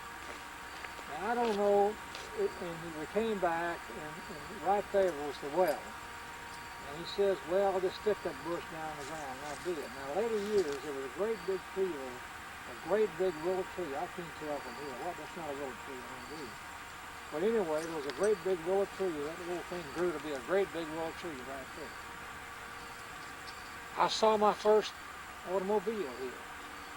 In early 19, we did well here. We were farmers, and my daddy was doing real well. And we were just getting on fine. I saw my first car here, my first Ford automobile. One of the Bones boys, I don't know which one it was, bought a Roadster, just a one-seated car. came chugging along, and we were out here playing this ditch. That ditch right there. I'm playing with the Dredden boys. And we didn't know what that thing was. And he was making us about like this thing is up here. And he was driving up and down the road, and he stopped. And he said, "How about taking a ride with me?" I said, "No, sirree, you won't get me in that thing." So, but finally he kept on, and one of the Dredden, Neely Dredden, said he would ride with him. So he got in and rode down to Happy Hall down there and turned around and came back. And then the other boy got in and rode, and I said, "Well, if they're going to do it, I'll do it too." So I got in and rode with him, but I didn't put my weight down. Anything I could go down there. But I rode with him down there. That's the first car I ever saw. You couldn't pass a team of mules with that thing without somebody getting out and holding the bridles. You had to hold them because they're scared of the mules. They just have fits. Yeah. And now Bakerville is down here about 3/4 of a mile. And we're not going down there because Bakerville is pretty well gone. We used to go to church. Bakerville was a thriving community. Bakerville was the gateway to Sycamore Landing on Tennessee River over here. And Sycamore Landing was a major port, a major river port of commerce up and down the Tennessee River between Paducah and Chattanooga. Well, Bakerville had a Methodist church and had a Church of Christ. The Church of Christ is still there. It's been rebuilt. We went down there yesterday to look at it because Uncle Abe Murphy did all the stonework in that Christ church down there, but they have rebuilt it, and we couldn't find the stonework at all. So undoubtedly somebody just did away with the stonework and they rebuilt the church. But the Methodist church was there. Now I want to tell you all this story about the Methodist church. We attended the Methodist church naturally. My mother was as staunch Methodist as one you ever saw. Because I'm with Uncle Morgan Dean, that's the reason for that. So we attended every Sunday. We'd be sitting, I'd be on the front row. Well, one time on the front row, my cousin Willie Baker had dressed me, and he put my shoes on the wrong feet. On purpose, you know, I had on the wrong feet. And there I was sitting on the front row with those wrong feet, and my mother just had a fit. I'm telling you, she just had a fit about it. And she really got after him about putting those shoes on the wrong feet. I was swinging my feet with the shoes on the wrong. But anyway, I'll tell you another story about the Methodist church. In those days, there were no baby bottles. And everybody, the babies were breastfed. And I guess we'd have as many as, 25 or 30 babies in that service, on the church service. Well, the first time, one would start squalling. Well, you know how it happens. When one starts, and somebody else starts. And there would be 15 or 20 of them squalling at the same time while the preacher's trying to preach. But that was always, they'd have to feed those babies, you know, they'd breastfeed them right in the church. I mean, about maybe there'd be 20 of them going at one time, all of them squalling. So I thought I'd tell you all that story about the Methodist church. That was the important. We had 3 doctors down there, Dr. Gould, Dr. Capps that I couldn't stand. Dr. Capps is the one that delivered Effie, delivered Annie. Annie was born here in 1916. 1916. And I couldn't understand why in the world he could bring those little girls, but he couldn't bring a little boy. And he would come by here, and he'd ride up, and I'd be playing out here. And he'd say, "Well, you've had any Peachtree tea today?" He'd recommend Peachtree tea all the time. Oh. And you know what that was, don't you? It was a switch. Yeah. Peachtree switch is what it was. He'd tell my mother, said, "Get a Peachtree switch and switch that boy, and it'll be good for him." Well, I couldn't stand him. I couldn't not stand him. And I'm going to tell you all another story about him sometime later on. But anyway, Dr. Capson, he was not one of my favorite people. I know I've forgotten some things. Annie was born here in 1916, August 27, 1916. Also, in that fall of 1916 was the fall my daddy became blind. He had cataracts on his eyes, and of course I've told y'all this story about the cataracts. And nobody knew what to do. And he went to Nashville, and they were just beginning cataract operation. If he had followed the instructions, he probably could have seen for a long time, because I've been through it, and I mean, my eyes I'm getting on with it. But anyway, he would not. He came back home. And I told y'all a story about when we lived with Grandmother Smith, and I'm going to stop that this afternoon. I'll talk about that a little bit too. But the doctor told him, said, when you get home, you leave these bandages on your eyes for so many days. says, don't go outside, no, and don't take those bandages off. Well, my daddy came home, and he was kind of like Hiram. He's kind of had a fast. He wouldn't fool around much. So, like me, I should have said I was teasing Hiram. I don't know if he liked it or not. But my daddy, he came home on Saturday, came home on Christmas Eve day, and we were home then by Monday. On Tuesday, he took those bandages off, and he got out here and walked 3/4 of a mile down to Bakerville to get some tobacco. Took those bandages off and faced a north wind, man, a cold north wind, to get some tobacco. Well, his eyes were swollen together. You know, that's the thing it did. Now, some old country jerk said, well, if you want to get the swelling out, you get some slippery elm bark and make a poultice. And I would darn if they didn't do it. And of course, when they got that, they took a swelling out, but he took his eyesight too. And he never could see after that. So that's where my daddy lost his eyes, right here. And he lost them, I say, by not following the doctor's instructions. If he had, he might have been able to see for a long time. There were cataracts is what they were. He said it seemed like there was a cloud over my eye. Well, that's what it was. It was the same way I did. So that's what happened. Anybody got a question? I'm hurrying because we're running late. I'm hurrying. I'm getting hungry too. But one more story about the chicken, taking the chicken out to the papa in the field. Yeah, I'll have to tell you all that story. I'll tell you that. Papa is late fall, and they were harvesting. Like I say, my daddy had all the world land he could handle out there, and I would go out the field, and a lot of times I would take the lunch out. And I'd eat with him. My mother fixed. Well, this particular day she fixed fried chicken, and I was going to meet him out there. They were harvesting peanuts, I believe, and they're harvesting sun up to sundown because when you start harvesting, you can't quit. You have to go on. So I had this fried chicken and baked apples and stuff, and I was going to eat lunch with him, with my daddy. This was 1916. See, I was 5 years old. Well, on the way out there, we met this teenage boy, Skinner Stanfield. He says, "What you got in the bucket?" They got my daddy's dinner. We call it dinner. He said, "I want to see it." He grabbed it out of my hand and he took it away from me, and he wouldn't let me have it back. So then he ate it. He wouldn't let me have it back at all. So I went on out there and I told my daddy. He said, "Where's your lunch?" I said, "Where?" Then she sent the lunch. I said, "Well, she sent it, but Skinner got it." He says, "Where's Skinner?" He said, "Right over there."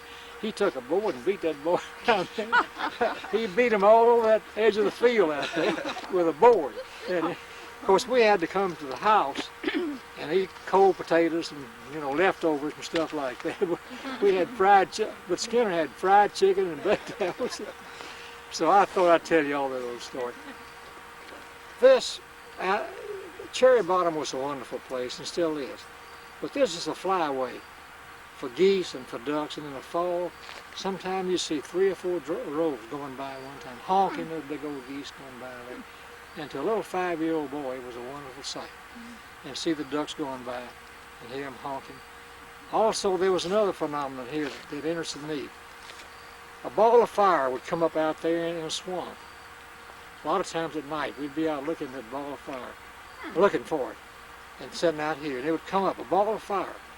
And it would float over the Buffalo River on the bluffs over there. We never could, nobody, the Indians were superstitious about it, and they were, and of course we were kind of superstitious. We didn't know what in the world it was. I know now it was phosphorus is what it was. See, phosphorus forming in the swamp and come up and go over, floating in the air over there. I know what it was now.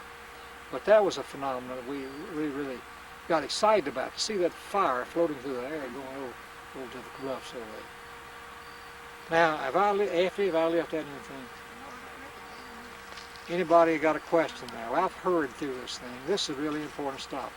Annie was born here. Effie was born up there. We would not give her to the Jacksons. They wanted her. They made big for Annie. I don't know why they didn't ask for her, but they asked for her.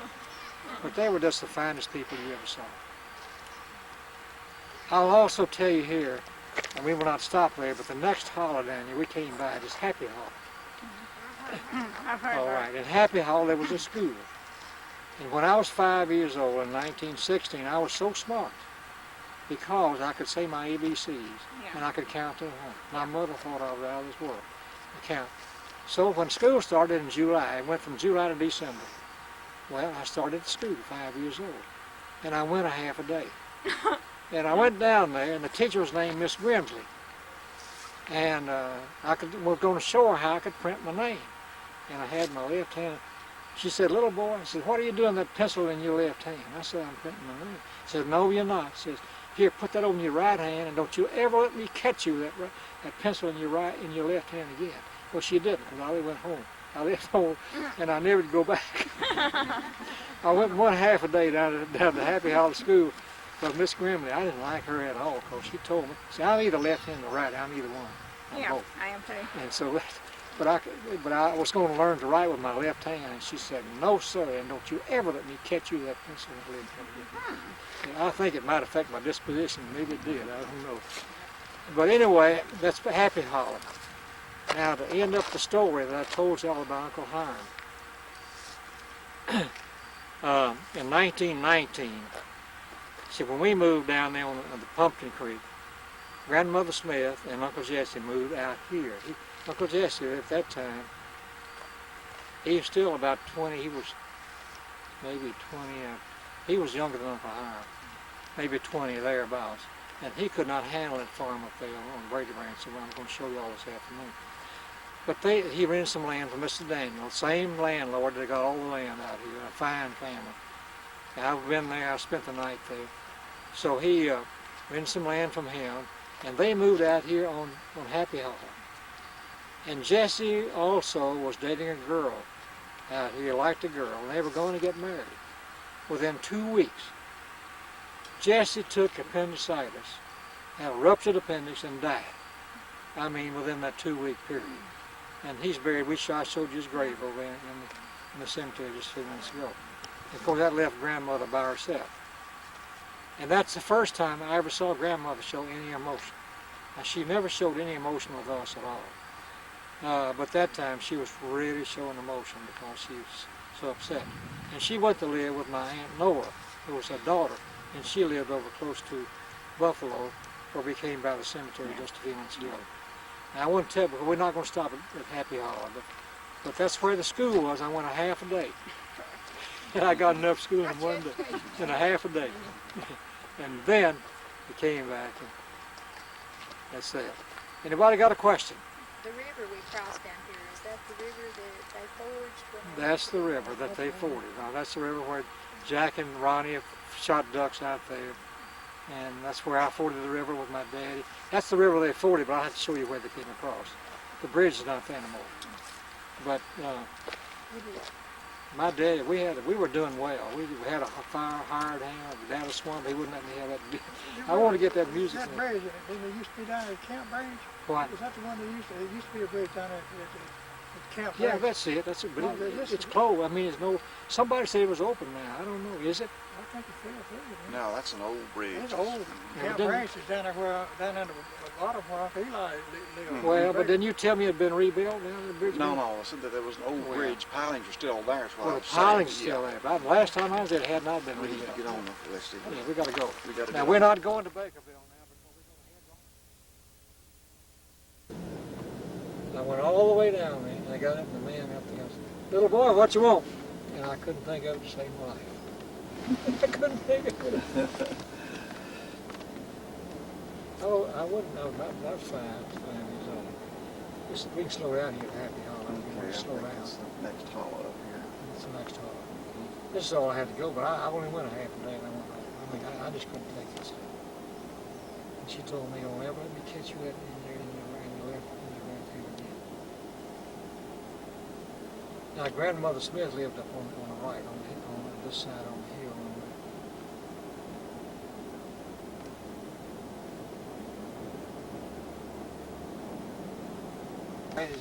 This is Happy Hollow. The Happy Hollow School was here. Grandmother Smith lived right over there on the right in 1919 when Uncle Jesse died.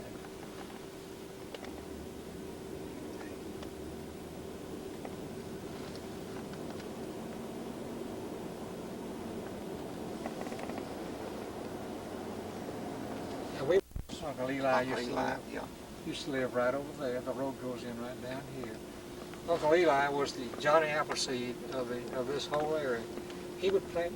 First, he lived up on Camp Branston. Then moved over. He built the house over here. See, here's the old road right there. Down through there. He would plant, and he had apple trees all in his barnyard. He had them all up and down the creek. I would say that he had well over 100 apple trees blooming and bearing fruit at the same time. He'd give them to anybody that wanted. He'd give fruit to anybody that wanted. And he kept apple seeds in his pocket all the time, and all up and down. And this is where they mined the soft stone at the Camp Branch. We're going by Camp Branch down here, and you go kind of slow, let him get it. You might want to get it up.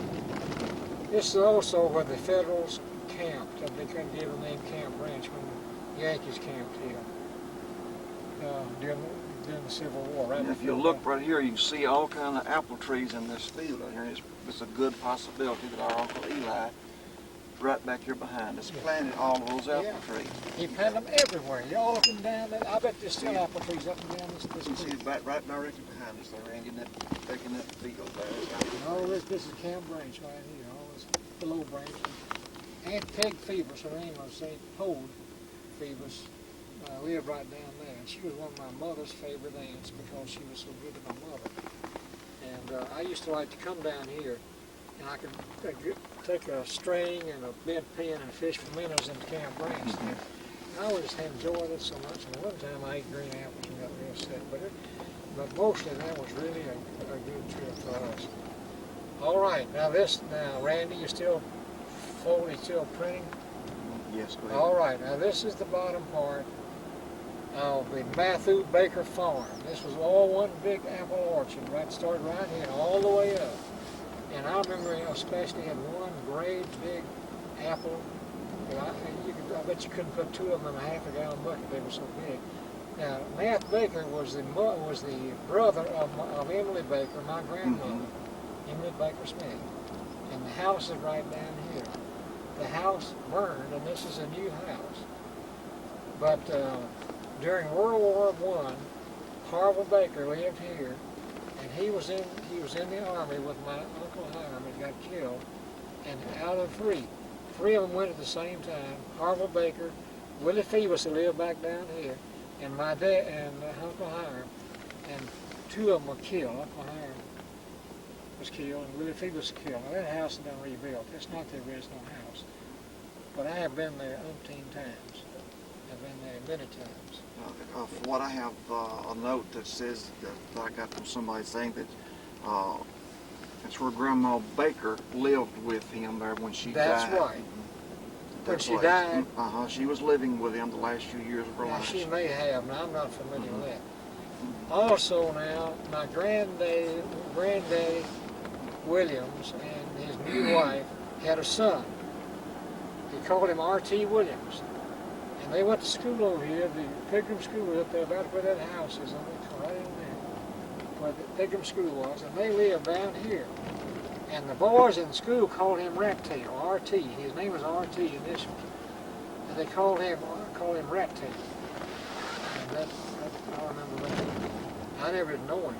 He lived in Memphis, and I think he did now. I talked to him one time. Jack, I want you to tell me something. I'm writing on my back about this road.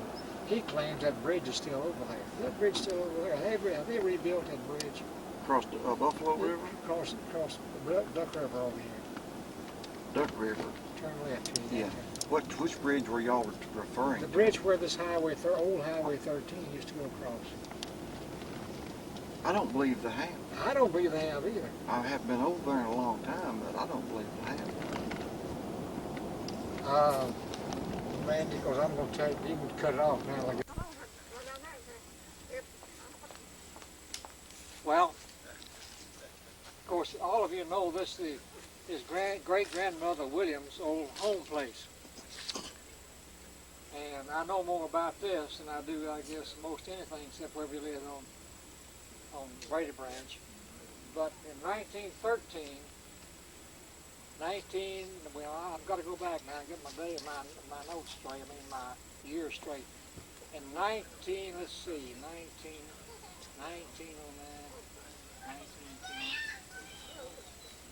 We first, my mother and daddy and I lived right up here. There was a 3-room house, slab house, 2 rooms with a lean-to kitchen and a fireplace at one end. Now that's where we lived. That's where we lived when I was born. I mean, that's where after I was born, right up there. And my little sister, Willie D, was 18 months old, and my daddy and William Baker were squeezing apples to make apple juice, going to make vinegar. And apparently that little Willie D got into it. My mother said she thought she got into some fermented apple juice. And this was on Sunday, just like it is right now. She became ill, and they had the doctor caps with her. That she had convulsions. We don't know what she had. Nobody, we don't know what the problem. A little 18-month-old child, about like, well, a little less than my grand there. So she died then the next day. She died on Monday, I believe. The next day. And of course my mother and daddy were just devastated. This happened so suddenly. The cute little old girl from what I understand, she was bright and she was just into everything and smart, and she was 18 months old. But something happened and the little girl got real sick and died. Well, they were devastated. Didn't know what to do, so they contacted Uncle Henry and Aunt Pearl down here. And of course they were there. Uncle Matthew Baker was there, some of the Bakers were there. Dr. Capps was there. They decided that they would bury her up on the hill up here in the William Cemetery up there. And they selected a little corner. You know where the corner is. You know where it is up there. You know where it is. A little corner up there on the northeast side of the cemetery, on a little slope up there. Well, this is hard for me to tell. But my mother tells me that my grandmother tells me rather, told me that they put a little Sunday dress on her. Uncle Morgan Dean gave the little pine casket, and Morgan Dean also preached the funeral. And of course it was just absolutely awful with my mother and daddy. And I took her up the hill, had the service, and they buried her. They said the 2 songs they sang, of course, are my mother's favorite songs. Near My God to Thee and Sweet By and By. Those were the 2 songs they sang. Now my mother told me this. Now that was in early 1910. Well, then I was born in 1911 up there, the same place. The story that I hear, my grandmother told me this now. And by the way, my grandmother was special. My great-grandmother was special because I guess she petted me or something, about like Grant here when she died. I mean, later on. But anyway, my great-grandmother was special to me. I was born on March the 20th, 1911. My mother and my grandmother had been planning for the baby to come. And they had all the little Willie D's dresses ready. They had all the little stuff ready. And they had determined that I was going to be a girl. But when the time came, I was not a girl. I was a boy. And my mother said, they looked at each other and said, what are we going to do now? Here's a little boy in all these dresses. I tell you what, I wore them. And I have the picture to prove it. I have a picture made when I was 6 months old of my mother, and I've got on one of the little dresses that Willie D had. I know that. But anyway, my mother and my grandmother were special to each other. My mother was grandmother's favorite. And I think it was because she was so young and because of the way that her daddy had mistreated her. So I was also her special. I mean, I was special to her. She petted me like everything. And after, I walked at 9 months, when I was 9 months old. And I would go over to grandmother's house, and I'd get into everything. Because she had so many things down low that I could get into. The house, it was a, if I remember correctly, and I may be corrected here by Irene over here, but anyway, it was a 4-room house. I think it was a log house. I can't remember whether it was a log house or a slab. I think it was a log house. The well was on the northwest corner of the house, and the house faced south, like this, in this way. My grandmother she told me stories. I would go over there, but when my mother named me Leslie, she had a fit, because she had already named me John Wesley. My great-grandmother Williams would never have it that my name was Leslie. As long as she lived, and when she gave up her house and she moved to Sheffield, Alabama, she would write me. She wouldn't write. She'd have someone write for her. She'd write letters to Wesley Smith. And I'd write back to her, and I'd sign them Leslie Smith when I was in school, in high school. Well, anyway, she would never agree that my name was Leslie. It'd always be John Wesley. She was so determined. That's the only time I ever knew that my mother and my grandmother got into it. They couldn't agree. And my mother was determined she was going to name me. Now, where she got the name, I don't have any idea. I don't know anybody, and I think there was a Leslie Baker, I think, maybe. But I don't know anybody that was named Leslie. But my name is Leslie Gilbert. Now, where she got that, I have no idea. But that tells you about that. My great-grandmother told me stories. And she told me a story that everybody says is not true. But I'll tell you what the story she told me, and Irene says is not true either. But she told me that during the Civil War, that they got the message that the Yankees were coming, and they were burning the houses, and they were tearing up the farms, they were ransacking the houses, and that's true because they did that. They did that at this particular time. We know they did because I have it from another source. And so then grandmother told me that she took the boys, and they gathered up everything they could carry away, and they moved over on Buffalo River. Now she said to a cove, and we determined that might be a cave. And Irene says she thinks it was over on Duck River. Did you say there was a cave over on Duck River? It might have been over there. I don't know. But my grandmother told me, my great-grandmother told me, said, the boys, we moved over there, and the Yankees came, and they wrecked the house.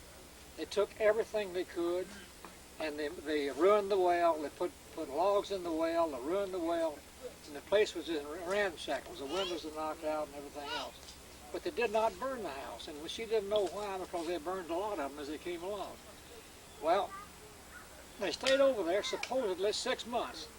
Now the boys, we don't know, when she said boys, it had to be her brother. I mean, had to be Uncle Abe and some of those, because she hadn't been married very long.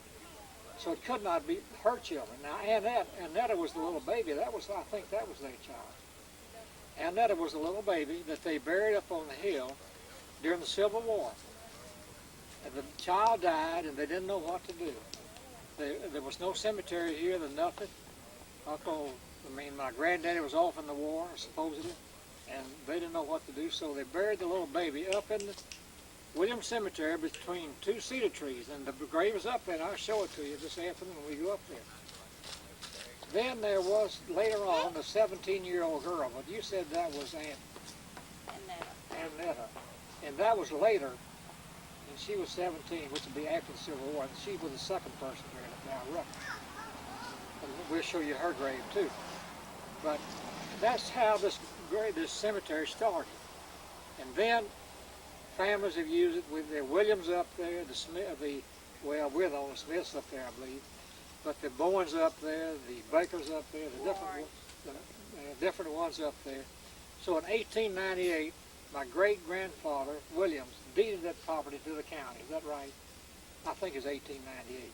So he gave it to the county. It belongs to the county. It's the Williams Cemetery. And I guess there must be 100 graves, maybe more than 100 graves up there. I tell you all this story. My daddy farmed this land right over here. This is the land right here that he farmed in that 1910, 1911. And I began to tell you the story this morning about going to Humboldt. We lived up here in 1911, 1912, 1912. And this Uncle Lee, as I told you, was just making men of money out of Humboldt, truck fund, getting rich. Well, because he had 15 children. They had 15 children and actually had all this free labor. They truck farming, picking tomatoes, picking strawberries and beans and everything else, and he made all kind of, he was doing really well. Well, my daddy got the idea that maybe we ought to go to Humboldt. So in the fall, late fall of 1911, we went to Humboldt, picked up and sold everything, and sold all the farm implements, sold everything they had, and went to Humboldt. Well, it was a different story when we got down there because there were only two of my mother and daddy, and it gets kind of backbreaking to pick strawberries and pick tomatoes and do all these things when there's just two of them. So we lost a shirt. So they just lost money, and I also in the meantime had a tornado come through there and wrecking the houses, and one of my aunts, Aunt Mary, they blew down the chimney, and she had to run out the chimney with a baby in her arms across the field to another house. My mother said that she was coming back to Humphries County, she had to walk. So at the end of that year, in 1913, we came back. We were down there 2 years, I believe. We came back up here. At that time, we moved to the back of Cherry Bottom over there, where I showed you people Cherry Bottom, where we came back to from Buffalo, down in West Tennessee on Gibson County, Humboldt. Everybody confused now? I knew you would be because I had to get that. You see, that segment's out of sequence because I didn't want to come here and then double back to go up there to tell you that. I ought to go by there and tell you, and come on here and I'll tell you. So you got to put it in your mind that this place was before going to Cherry Bottom. Anybody got a question now? Well, I think maybe from here on we might go up to the cemetery. And I want to show you where my mother, father buried, where the little Willie D's buried. And incidentally, I will tell you there, I can tell you here, my granddaddy that caused so much trouble in the family. My grandmother would have her whole family there on Christmas. And my mother and my grandmother would decorate with cedars and with green stuff we had. And my grandmother loved flowers. In the springtime, she had flowers everywhere. Hollyhocks, she loved hollyhocks and marigolds, all different things. And she would have these flowers everywhere. Well, at Christmas time, the whole family came home, except my granddaddy. Granddaddy would not show up. Never did. And but we had a good time at Christmas time. At Christmas time, after Willie D died, of course, we went up to the cemetery and had put some flowers. They had a little service up there. But I tell you that, I keep on telling you about my granddaddy, who absolutely disowned his family. And he lost. How much did he lose? He lost his family. We lost a granddaddy. We didn't have him. But think how much he lost all the time. Then in 1941, when I went to see him, it was like a kitten. I mean, he was so glad to see me. Anybody got a question now? I was hoping somebody asked a question. I told you all the story yesterday, and I'll tell the rest of them, Irene, about my daddy and Uncle Henry. Uncle Henry and Pearl were the best friends they had. They were absolutely the best friends they had. They were, my family or otherwise, they were the best friends. They were near the same age, and they played pranks on each other. Uncle Henry was always playing a prank. My dad was always. So one time, it was dark as pitch, and Uncle Henry told my dad he was coming down that night to see him. It's about something, I don't know. So my daddy tied a rope across this lane. This is a lane right here. Tied a rope across the lane about knee high. Uncle Henry came out, he was whistling. Boy, he was whistling. I think he's whistling because it's so dark, maybe. I don't know. But he ran over that rope and he fell all over the lane out there. And it scared a bunch of geese that were up there. And the geese scared the mules, and the mules jumped out a lot. It took them 2 days to get them back. Now, my dad tell that tale, laugh about it. And Uncle Henry would tell about how he ruined me as a young'un. He said he was the worst young'un running I was around. And he was, too, because he petted me like everything. But they were my mother and father's best friends. I mean, very best. They was together all the time. And so when we came back from Humboldt, we sneaked back into Waverly without anybody knowing it. And Uncle Henry and Pearl. I'm sure we lived here. Either we lived with them or we lived with my grandmother. I don't know, but anyway, we finally lived up in Cherry Bottom, as I showed you folks just about an hour or so ago. Does that make it clear now? I know that's out of sequence, but I just feel like it'd be better than to just, back jog, go back and forth. So now then, we would like to go up to the cemetery. You didn't tell about Daddy's other problem. Well, Grandmother Williams had 12 children. Now, back in those days, everybody had large families. Most all the families were large families. And the first, I don't know if I can name them. I can name some of them here. I have the list there in my folder, but had 12 children. And Nora was the little baby that died. That's the baby that died up there real young. Now, the next one, you said that Abe. Now, the list says Porter, but her name was Abe Poe, wasn't it? Ain't Poe Cheryl? No, her name was Aunt Porter. Was Aunt Poe? Yeah. We call her Aunt Poe. Now, F is really familiar with Aunt Poe, with going down, we call her Aunt Pig, to tell you the truth. Well, there was Aunt Pig, too. Was it? Well, all right. Aunt Poe, now who was Aunt Poe? She was the Cheryl woman. Well, she was Aunt Poe or Cheryl. All right, Aunt Pig Phoebus. That's the way it was. Did we ever determine, did you tell me yesterday about Buck's son that got killed on building a bridge across the Tennessee River? Now, he was the son of Buck Williams, and Buck Williams, I believe, was the youngest son she had. No, John the youngest. John was the youngest, Buck was next to him.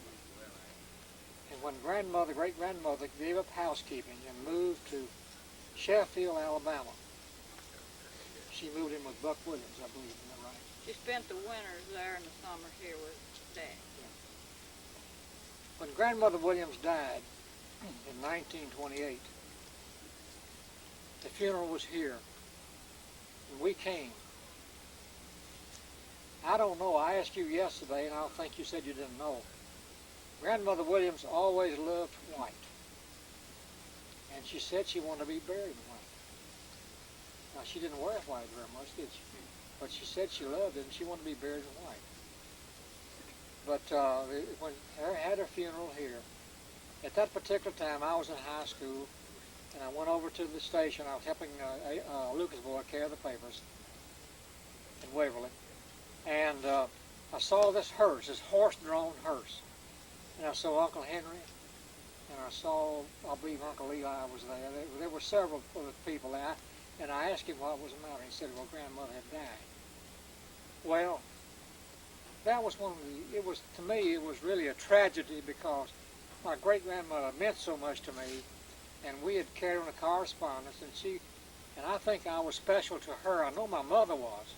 I think I was special to her, and of course I didn't have a granddaddy, and it was really pathetic. But when she was buried out here, a couple of days later, I believe that was on Friday afternoon she was buried, maybe that was on Saturday, she was buried on Monday, 2 days later.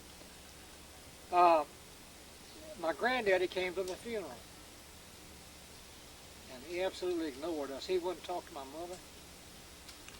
Effie, where's Effie, right? Over here. He would not speak to us. He came to his mother's funeral, and he wouldn't even speak to us. He's so bitter. And how in the world a man could live a life, that many years being so bitter about his family? When we hadn't done it, of course, my mother married against his wishes, I would say that. But thank heaven she did. But I tell you all that because this is a part of the family history. And I was talking to Irene yesterday. I said I never could understand why It was such a feeling, and she told me why. It was because that my great-granddaddy Smith was an illegitimate baby, and because my grandmother, my grandmother Smith was 3/4 Indian, and they consider that as black. And that was why that I didn't know that my granddad. We never know what it was except my mother and daddy getting married. But that's what it was. Is that right? And I'm glad you told me that yesterday, because I sure didn't know it. Well, I knew what it was. I knew that they were like that, but I didn't know that was what caused the rift. But that came from the outside source, so that is it. Are we ready to go up to the funeral, to the cemetery now? You ready to go, Leslie? Ready. That was not very loud.